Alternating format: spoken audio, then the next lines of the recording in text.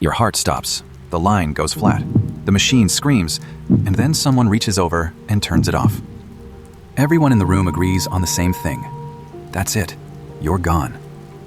But you're not yet, because in the 2 minutes after your heart stops, your brain can do something it never once did in 80 years of being alive. It doesn't fade out. It surges. We picture death as a light switch. Alive, click, dead. One clean line between the two. It isn't a line. It's a process, and it's stranger and honestly gentler than almost anyone tells you. And the last thing I'm going to tell you will change how you sit with the people you love. Start with the flat line. On the monitor, it looks like the finish. In your body, it's the starting gun. When the blood stops moving, your cells don't die altogether. They die in order. The brain cells go first. They're the divas. They can't survive minutes without oxygen. But your skin, your muscle, some of them stay biologically alive for hours after a doctor has called it. So for a while, there's a version of you that is both things at once. Legally dead, cellularly still here, in pieces. Now the part that stopped me cold. In 2023, doctors in Michigan were recording 4 people's brains as they died. Machines off, families already said goodbye. And in 2 of them, within seconds of the oxygen running out, the brain lit up like a storm. Organized, high-frequency waves in the exact region we tie to vivid, conscious experience.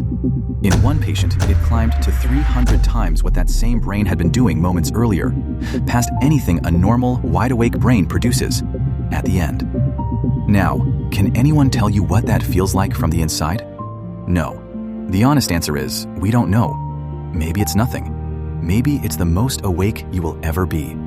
But that quiet, peaceful nothing we all picture, the brain clearly didn't get the memo. On its way out, it throws the loudest party of its life. This is where the tunnel and the white light come in, the stories from people whose hearts stopped and then restarted. And we have to be honest, we can't verify a second of it. It might just be the last story a brain tells itself as the oxygen runs out. But here's the strange part. The reports rhyme. Across cultures, across strangers who never met, the same few things over and over. Watching their own body from up near the ceiling. Their whole life not flashing past, but happening again, all at once. And almost no fear. For 100 years, we filed every bit of that under hallucination. Then we found out the brain is measurably roaring at the exact moment it's supposed to be silent. That doesn't make the stories true. It just means we can't quite dismiss them the way we used to.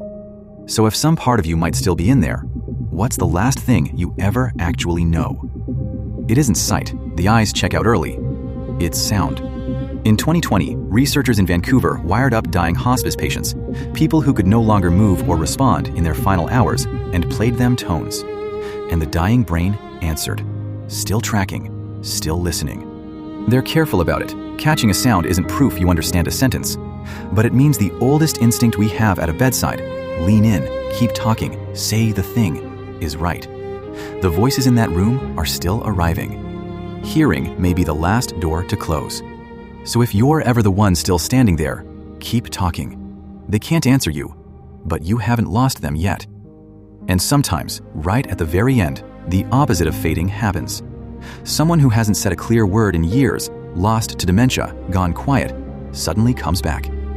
They use your name. They finish a thought they dropped a decade ago. They say goodbye, properly. And then, usually within hours, they're gone. Doctors have a name for it, terminal lucidity.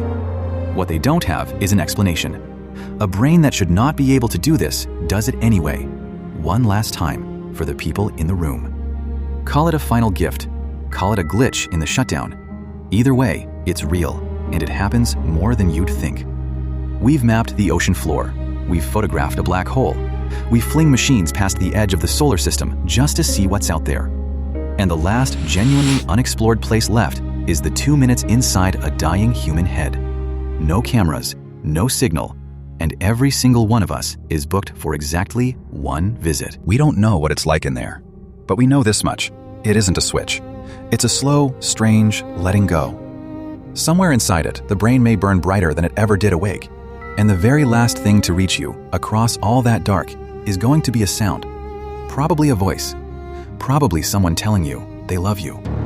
So maybe don't wait for the deathbed to say it back.